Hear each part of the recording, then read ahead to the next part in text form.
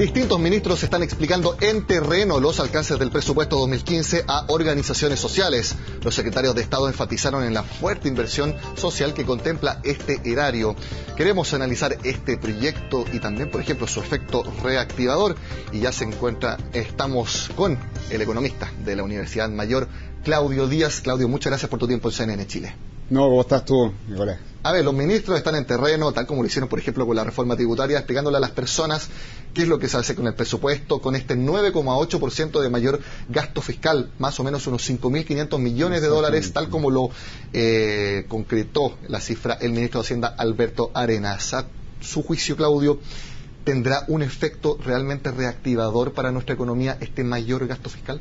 Todo lo que es gasto fiscal implica siempre, dentro de las herramientas que tiene la demanda agregada, aumentos de productos. Ahora, yo creo que la gran confusión, por alguna parte, viene que primero se establece una política fiscal restrictiva, como lo que es en términos prácticos la reforma tributaria, y por otro lado, el mismo gobierno se encuentra frente a un escenario de una desaceleración, no tan solo a nivel local, sino que a nivel mundial, donde tiene que aplicar una política fiscal expansiva y empezar a inyectar recursos a la economía. Ahora, esto se cruza y al final, yo no sé si va a generar mayor incertidumbre, se van a netear los fondos, en el sentido que vamos a sacar del sector privado y los vamos a volver a inyectar de otra forma, va a haber una suerte de redistribución con las mismas platas, pero en términos prácticos, no sé cuál sería si el resultado va a ser muy bueno o va a ser el esperado. Ese punto es importante, Claudio, porque si son 5.500 millones más de gasto fiscal, eso es el 50% de esos recursos, si hablamos en cifras, viene de la reforma tributaria, teniendo en cuenta que para el próximo año se espera que vengan 2.300 millones de dólares. Es decir, la mitad de esos mayores recursos se le está un poco quitando al sector privado a través de mayores impuestos. Ahí está el llamado a atención de algunos analistas que dicen, oigan, están dejando de tener recursos esas empresas que podrían destinarlo a proyectos de inversión. Desincentivando el ahorro. A ver, aquí hay algo un poco técnico, pero las empresas para producir necesitan activos, necesitan inversión, y con ese activo que muchas veces los empresarios ven en los balances, que la gente lo ve en los mismos balances de las acciones que están colocadas en la bolsa, se genera la producción, se genera riqueza, se paga el empleo, se pagan los salarios, y de esa forma se empieza a echar a andar la máquina. Ahora, normalmente en periodos de desaceleración, los gobiernos muchas veces aumentan el gasto, como se llama, con el objetivo de generar un aumento de la producción, generar aumento en la demanda de dinero, pero obviamente esto viene acompañado de una reforma que al mismo tiempo está sacando esos recursos y volver a reinyectarlos de otra forma, y eso es lo que genera el escenario de incertidumbre. ¿Se produce un efecto parche en ese sentido? Un poco, y quizás algo que no estaba muy planeado, digámoslo así. Bueno, de hecho, por ejemplo, el senador Ricardo Lagos Weber, el presidente de la Comisión de Hacienda, decía que el presupuesto debía subir al menos en 8%. Nunca habló de 10%, 9,8%. Entonces, en ese sentido, la moneda también sorprendió incluso a los parlamentarios de su propio sector político. Y de todos los sectores. Y yo, por lo que estuve viendo, hablaban de 7, 6, 8%, 6,8%. Nadie hablaba de 9,8%. Y justamente el 9,8% se entiende desde la perspectiva que, por un lado, había que aumentar el gasto para decir que los recursos que se están captando de la reforma tributaria efectivamente iban a ir a educación, salud y a todo el proyecto social, y por otro lado había que reactivar la economía y volver a inyectar plata, como se llama, a las mismas empresas. Uno de los grandes aumentos en presupuestos, al menos en porcentaje, fue inversión pública, 27,5%. En ese sentido, hay algunas opiniones que dicen que está bien, va a tener efecto reactivador, pero la pregunta es ¿cuándo? ¿Por qué? Porque estos son, por ejemplo, concesiones, estos son grandes proyectos, está el inicio de construcción, por ejemplo, del puente sobre el canal de Chacao. No es algo que, por ejemplo, si se aprueba el presupuesto a finales de noviembre, no es algo que va a estar empezando a hacerse en enero. Toma tiempo, necesitas permisos, no es algo rápido. Entonces, muchos dudan respecto a cuán rápido sería esta reactivación, o en definitiva, si es que es una reactivación por parte del gasto fiscal, va a ser muy parcelada, va a ser poco a poco, entonces no va a tener esa inyección que por lo menos en el mensaje se desprende del gobierno. De gasto corriente, en el fondo, que va a ir dinero directamente a la economía en el minuto que lo está necesitando para que pueda seguir andando. Efectivamente va a haber mucho gasto que va a ir a proyectos de obras públicas. Y también quería tocarte otra cosa, Nicolás, que acá hay muchos supuestos sobre el presupuesto que yo diría que están como en tela de juicio. Uno, se supone que el cobre se mantendría en niveles de 3,07, 3,07, que es lo que se plantea. Dos, se dice que la economía va a crecer el próximo año 3,6%. ¿Ah? Y si uno hace historia un poquito más atrás, ¿cuántas veces nos desdijimos o nos desdijimos de cuánto iba a crecer la economía este mismo año? Entonces, ¿con qué certeza yo digo cuánto va a crecer el próximo año? Y en ese sentido yo creo que también se vuelve a generar mucha incertidumbre a quienes les toca invertir y colocar sus recursos en las empresas que están en Chile. Bueno, respecto, por ejemplo, a estimaciones de cuán reactivador podría ser este presupuesto, en una entrevista hoy día con el diario La Tercera, el director de presupuesto, Sergio Granado, menciona que el efecto del crecimiento sería más o menos 3 o 4 décimas del PIB. Eso solamente por el mayor gasto fiscal. Otros analistas están entre 0,5 y 1%. Es decir, sería, según el cálculo del gobierno, sería prácticamente un 10% de todo el crecimiento del próximo año sería solamente por el gasto fiscal. El resto debiera venir del sector privado. Del sector privado. Es que la economía chilena está hecha para que venga del sector privado. Hay otro punto, que en términos de inflación, y es aquí donde un poco también se entienden a avisar los dedos, la expectativa de inflación solamente para este año estamos a niveles ya se subieron a 4,1. Y digamos que el mandato del Banco Central establece mantener la inflación entre 2 y 4%, niveles de 3, que es lo que se ha mantenido hasta ahora. Lo que le pone, más que darle un incentivo para que el Banco Central siga bajando la tasa, le pone un freno para que el Banco Central no pueda bajar la tasa si ve que la inflación se empieza a disparar. Algo que ha dicho el mismo presidente del Banco Central respecto a que esta política más expansiva monetaria estaría prontamente llegando a su fin. Exactamente. ¿Y por qué? Porque si tú inyectas dinero, si aumentas el gasto, las economías no pueden crecer eternamente vía demanda agregada. Y inyectar gasto va a traer sí o sí aumentos de inflación. Y si inyectamos gasto corriente para que tenga efectos inmediatos, va a tener un mayor impacto todavía en la inflación.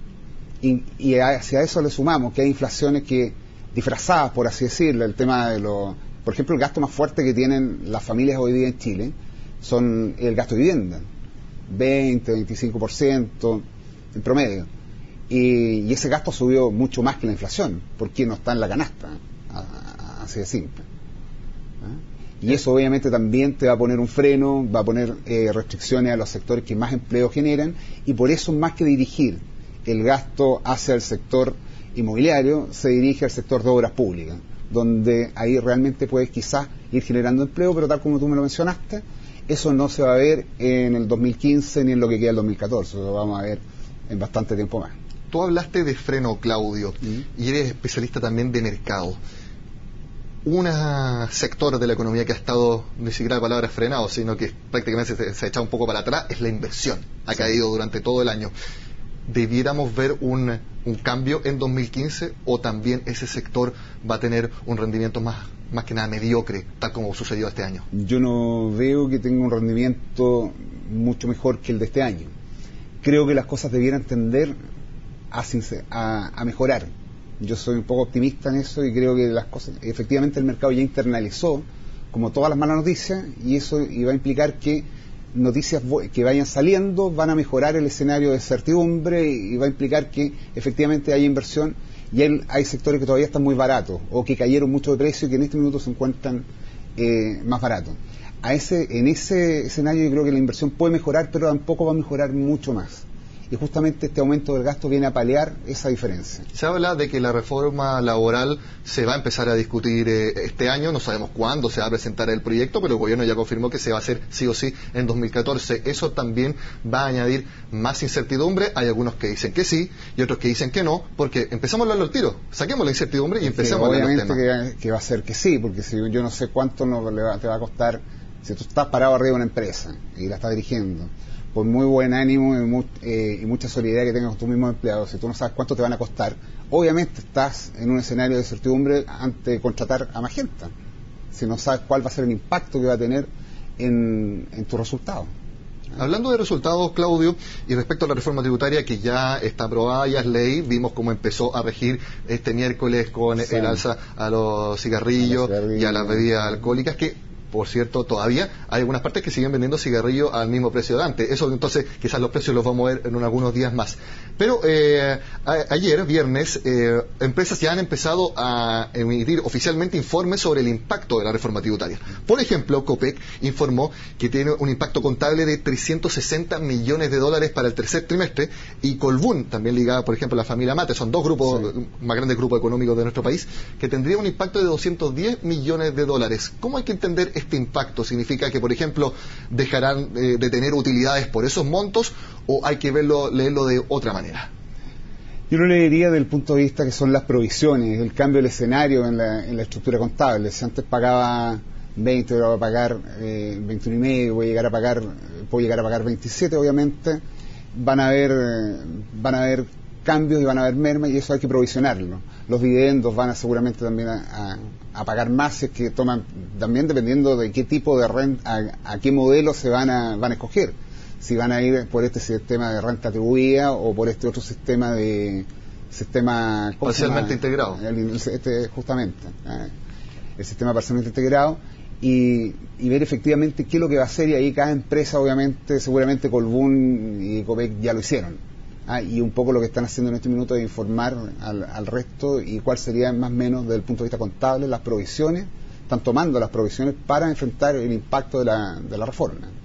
Claudio, hablando de la reforma también, como hemos dicho, ya es ley de la República, pero es una ley ya que está completamente entendida en el mercado. Estamos hablando de empresas, estamos hablando de pymes. Yo he visto personalmente organización de decenas de seminarios, no solamente para comentarla, para explicar los cambios, porque es la reforma tributaria más grande de los últimos 30 años. ¿Está realmente comprendida la reforma tributaria por el mercado?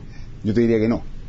Y 100% que no. Y justamente, ¿por qué? Porque primero se planteó una reforma, que fue la que planteó el gobierno originalmente, donde hace cambios en la eliminación del FUT, y incorpora el concepto de la renta atribuida, pero todos vimos lo que pasó en el Senado, que viene este protocolo de acuerdo, y donde hubieron cambios radicales a todo lo que fue la reforma. En un principio se dijo, no, quedó igual que antes, pero en realidad no está igual que antes, y entrar a sumar y restar cuáles son las ventajas y desventajas y cómo quedamos, yo creo que todavía está en tierra de la investigación, por así decirlo. De hecho, las empresas tienen que tomar decisiones, ser de renta atribuida o parcialmente integrado, por ejemplo. Hay empresas que dicen que a lo mejor les conviene estar en renta atribuida porque reparten prácticamente todos los dividendos, y otras que no reparten dividendos porque tienen que hacer inversiones de capital, y que les conviene estar en el otro esquema. En ese sentido, yo diría que desde el punto de vista del inversionista, todavía no lo entiende a cabalidad ni a 100%, y tampoco ha materializado cuánto le va a impactar. Piensa también que los inversionistas manejan no solamente inversiones en bolsa en empresas, también tienen propiedades, tienen otro tipo de activos, donde también se van a ver afectados. Entonces es una sumatoria bastante larga ver cómo esto se resume en una sola hoja, y donde no van a estar tan afectados, por lo menos tener la certeza de cuál va a ser el impacto en su cuenta corriente, por así decirlo. Claudio, tenemos poco tiempo y te tengo una pregunta, pero necesito dos respuestas. ¿Cuánto, a tu juicio, va a terminar creciendo Chile en 2014 y cuánto debiéramos crecer el próximo año? Difícil pregunta, creo que nadie le ha acertado esta pregunta, pero yo creo que de hace bastante tiempo JP Morgan dijo que Chile iba a crecer 2% este año, y yo un poco me he casado con esa recomendación. ¿Y te casas con el 3,6% de Hacienda? No creo. Yo creo que vamos a empezar a ver cómo se empieza a corregir la proyección, y con suerte vamos a llegar a 3, 2,5, no lo veo más allá.